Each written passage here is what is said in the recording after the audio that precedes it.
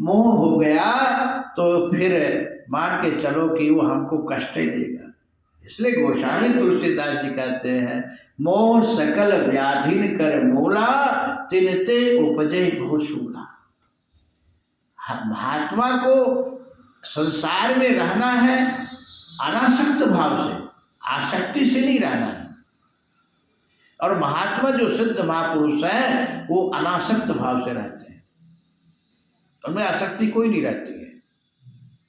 देखो एक बार एक महाराज ट्रेन में सफ़र करने के लिए जैसे अपने सीट में गए, अब महाराज का सामान तो बहुत सामान रहता ही है, हो जाता है।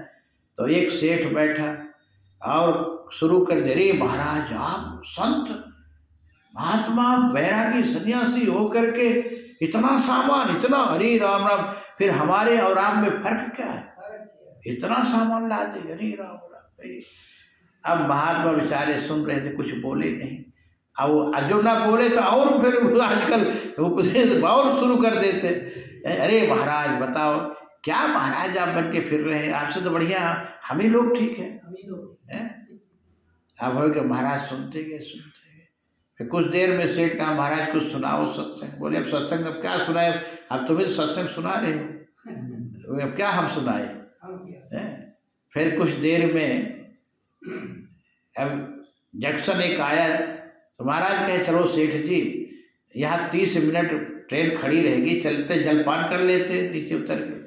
अरे महाराज सामान हमारे, अरे जितना तो आपका सामान उतना हमारा भी सामान, हमारा भी तो रखा है, कौन ले जा रहा है, चलो चलो। अब सेठ का हाथ पकड़ के महाराज उतारे। अब हो गए चाय पानी हो गए, वार्तालाप करने लगे। अब उधर ट्रेन की सीटी बज गई, अरे महाराज सीटी भी गई ट्रेन, अरे नहीं महाराज हमारा भी, अरे महाराज इतना सामान, अरे सामान रुको हम भी तो हैं। अरे अब महाराज पकड़े सेठ का हाथ, अरे नहीं महाराज ट्रेन चल गया। महाराज अब किसी प्रकार सेठ हाथ छुड़ा करके जल्दी से चढ़ा, इतने महाराज भी चढ़े। अब सेठ जी ने कहा, महाराज मैं देख लिया आप और हमारे बहुत अंतर है, धरती और आसमान का अंतर है। बोले कैसे?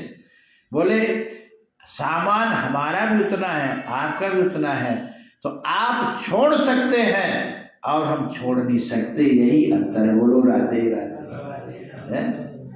संतों में कोई आसक्ति नहीं है, ये भगवान की संपत्ति है, सब संपत्ति रघुपति के आई।